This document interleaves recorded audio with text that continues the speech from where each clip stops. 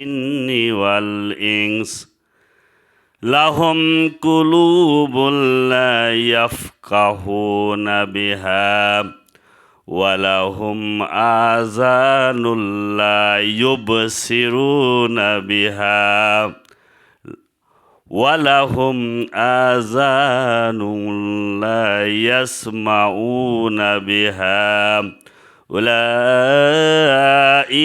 كالأنعام بل هم أضل أولئك هم الغافلون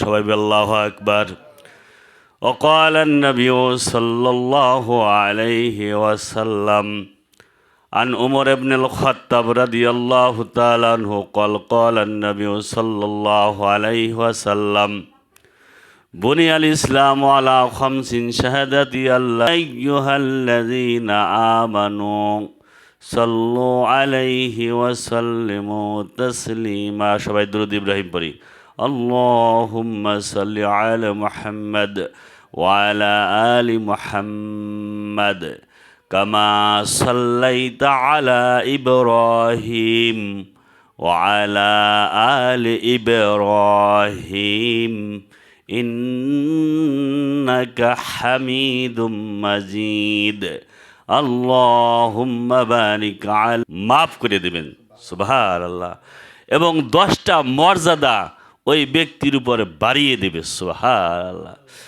আর আল্লাহ রসুল বলেন যতক্ষণ পর্যন্ত যত ইবাদতই বান্দা করুক যতক্ষণ পর্যন্ত আমার ওই দুরূদ শরীফ ওই ইবাদতের মধ্যে জয়েন্ট না হয় একত্রিত না হয় যতক্ষণ দুরূদ শরীফ পড়া না হয় ততক্ষণ পর্যন্ত কোনো আমলই আল্লাহর দরবারে পৌঁছায় না।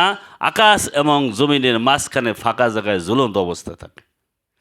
আমি সূরা আরাফের 179 নম্বর আয়াত আপনাদের সামনে তেলাওয়াত করেছি। এখানে মানুষের কথা আছে, জিনের কথা আছে। আল্লাহ রাব্বুল আলামিন কাদের কথা বলছে? জিন এবং মানুষ। জিনের কথা কোরআন শরীফের মধ্যে অনেক জায়গায় আছে, মানুষের কথাও আছে।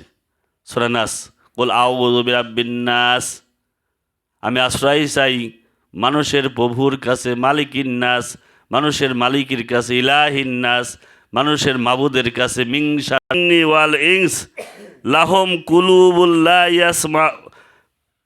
ইয়াফকাহুনা বিহা ওয়ালাহুম আযানুল লা ইউবসিরুনা বিহা ওয়ালাহুম আযানুল লা ইয়াসমাউনা বিহা উলাইকা কাল আনামি বাল হুম আদল উলাইকা হুমুল গাফিলুন। আল্লাহ রাব্বুল আলামিন বলেন যে ওয়ালাকাদ যায়্যান্না, আল্লাহ রাব্বুল আলামিন জিন যদি করে ঈমান আনার পরে তাহলে আমি জাহান্নামে দেব না, আমি জান্নাতে দেব। আর তা যদি না করে তাদের মধ্যে যদি আত্মা থাকে পশুর মতো, পশুর হিসাব হবে না, মানুষের আর জিনের হিসাব হবে। ওয়ামা খালাকতুল জিন্না ওয়াল ইনস ইল্লা লিয়াবুদুন। আল্লাহ রাব্বুল আলামিন বলেন জিন আর মানুষকে আমি আমার ইবাদতের জন্য সৃষ্টি করেছি। কিন্তু পশু পাখি, বিড়াল, বাঘ, সিংহ, যত চতুষ্পদ জানোয়ার আছে, হাতি আছে, যত পশু আছে, কিন্তু তাদের ব্যাপারে আল্লাহ বলেন নাই তাদের ইবাদত করার জন্য সৃষ্টি করেছি। আল্লাহ রাব্বুল আলামিন এরপরেও গাবিন নামে সূরা দিয়েছে, সূরা বাকারা। সবচাইতে বড় সূরার নাম কি? সূরা বাকারা।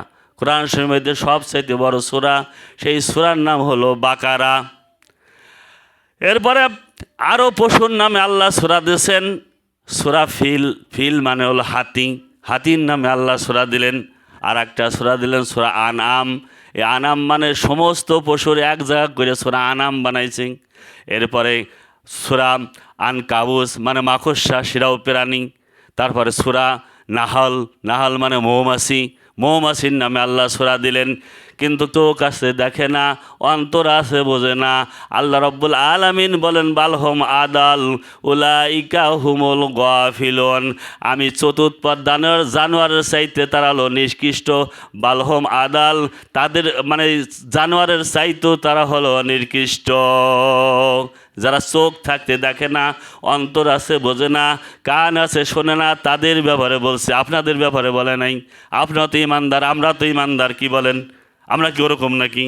হ্যাঁ, যদি ওরকম হয়ে যাই, আল্লাহ আমাদের ব্যাপারও এখানে বলছেন, যারা কান আছে শোনে না, চোখ আসে দেখে না, অন্তর আছে বোঝে না, তারা হলো উলাইকা কাল আনআম বালহম আদাল, তারা